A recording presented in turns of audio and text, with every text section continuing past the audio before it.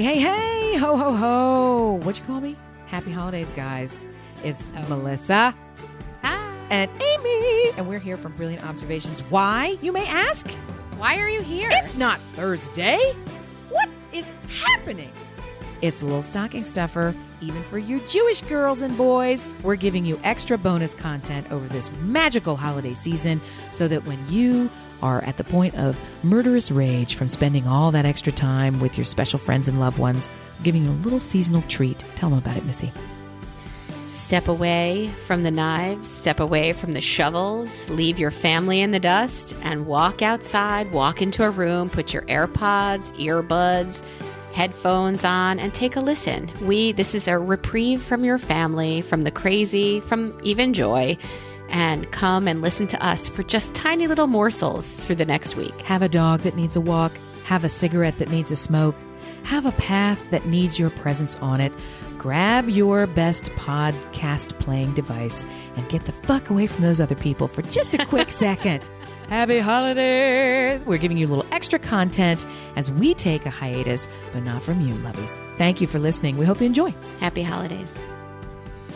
What do you mean, bonus material? Are you kidding?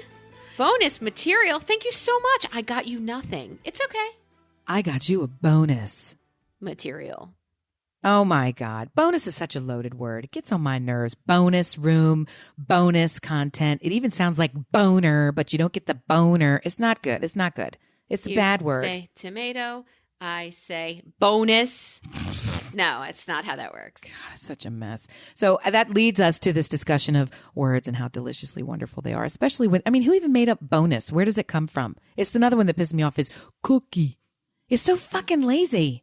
Who came up with the word cookie? I don't know, but cookies make me so happy you can't touch that word. But listen, I put something in a heated oven. What did I do? I cookied. Who comes up with cookie? You cooked it. It's small. Small, i.e., is the size of something small. This is your aunt, but that's my auntie. I don't like it. It's my little aunt. Well, along those lines, we wanted to make sure that everybody was up on their vernacular. So entomology. That's it. We've got a friend who's very interested in entomology, and she wants to tell us. I don't even remember what the hell she was going on. But we didn't discuss the real critical definitions that you're going to need for this holiday season, especially if you have little ones. So we wanted to be sure that you've got a quick vocab primer for everybody. So we're going to start with the difference between snafu, shit show, and your good friend clusterfuck. What is the difference? We used to have one of the many advertising agencies where I worked in my life as an advertising woman was one of my favorite clients was Club Car, which anybody who's ever been to a golf course, you've ridden in one of two cars. One would be an Easy Go, stupid name. What's it do? Does it go easy? It's the Easy Go. What happens? It's quick and you pay? It's quick pay. Grr. So it's a club car because where are you? Am I at the club? Is it a car? It's Club Car. So Club Car from time to time, as some clients do, would be horrible. And we used to refer to them as cluster car instead of clusterfuck. It's a hybrid of clusterfuck and Club Car became cluster car because that's how we liked having to deal with them. But let's dive into it. So here I've got a little definition for you, Missy. You ready to hear it? I am. So it says clusterfucks hold a special place in public life, distinct from complications, crises, and catastrophes that mar our This is really heady. I thought you were going to tell me. And the source they cite is called the F word. And it's hyphenated. I thought this was going to be a good article, you dumb article. Dear listener, what do you think the difference is? I think a shit show is when you walk into the family Thanksgiving or Christmas dinner and food's already flying. When you walk in and it's I think that could be a clusterfuck also. Well, how about this? You walk in the house and you pass the dining room and somebody's already throwing food, somebody's yelling at somebody else, but you take two more steps past the dining room and you see the kitchen where there's smoke going and a fire alarm is tweeting and everything's going wrong in there. Is that more of a clusterfuck? Yes. And you have a shit show, a clusterfuck, and a snafu is, you're upstairs and you're about to tie your sneaker and you pull really hard on the lace and and the lace breaks in your hand. Well, I knew all of these from growing up in a military household or growing up in a place that's very chaotic, or I don't even know what to say. I just knew.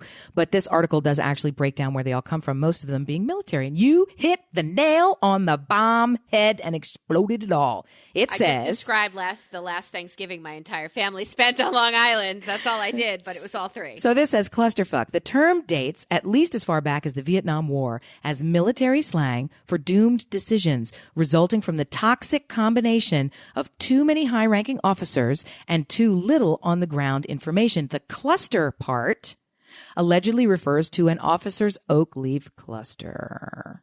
And then it goes on, and it came from, my favorite is, it's this very like talky, academic-y, brainy, blally. And then it says, this was not Sutton's first choice. His other books include The No Asshole Rule and The Asshole Survival Guide. It's like, dude, if these are the books you're writing, you don't get to be an academic. All right. You're aware that my husband is a physician. Yes. And he has 2 steady rules of when not to give a rectal in the emergency department. Do you know those rules? Rule number 1 is always do not give it. No, that's my always rule. Give it. Always give it unless 2 things are 2 options are present. 1, the patient has no asshole. Oh! And 2, the doctor has no finger.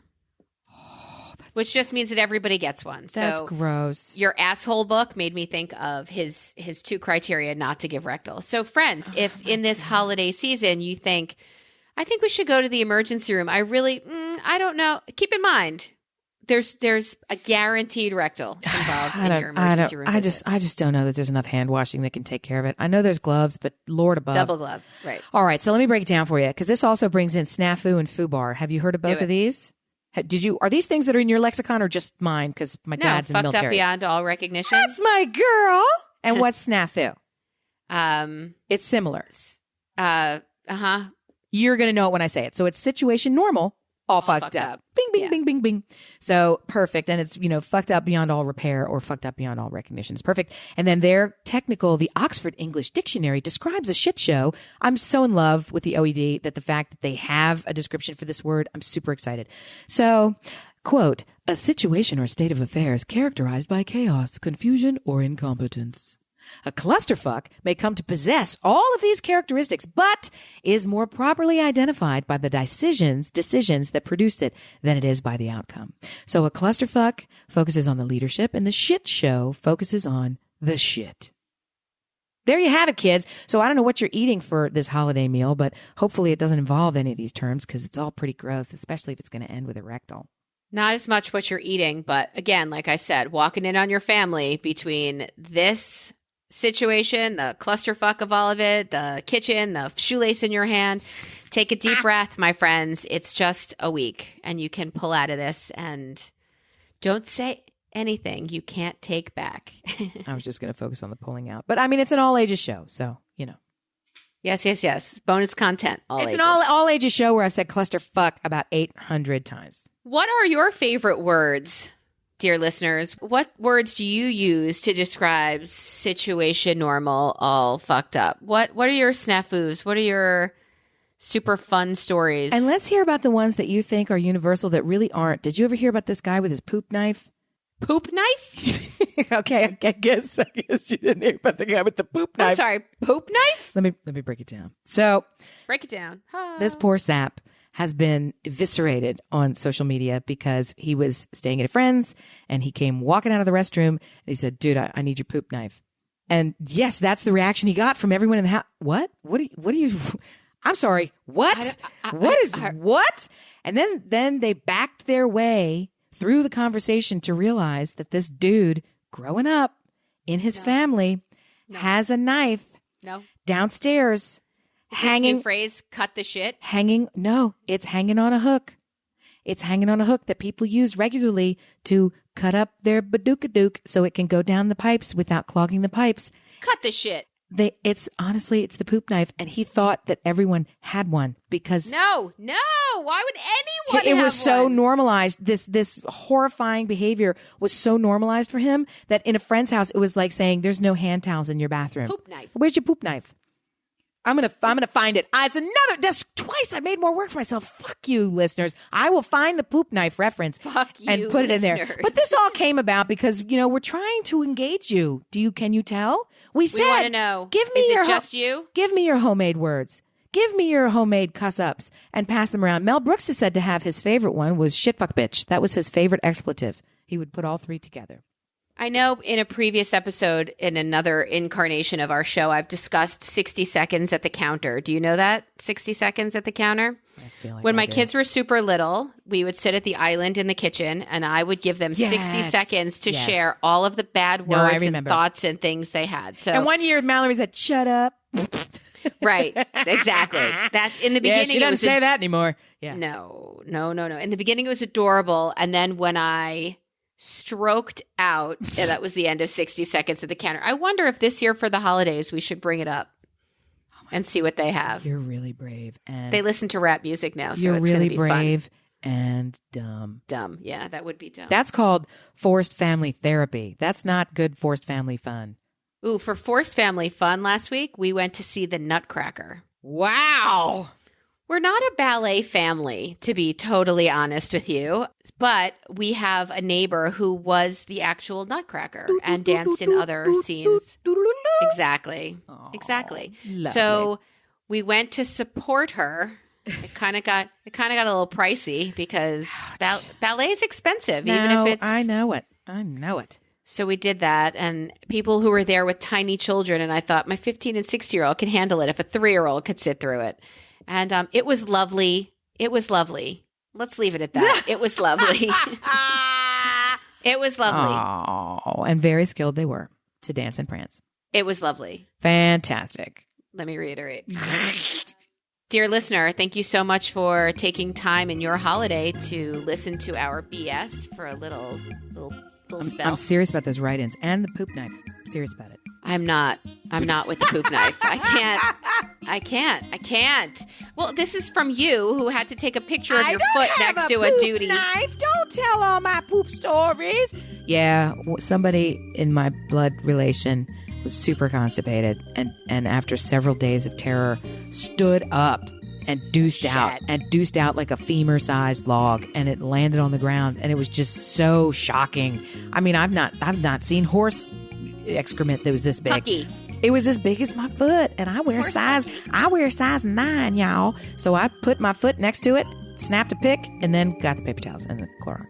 That's fucking gross. Poop. Hey, it was a shit show. This was a shit show. Brought it all back, but it's a bonus. It's a bonus.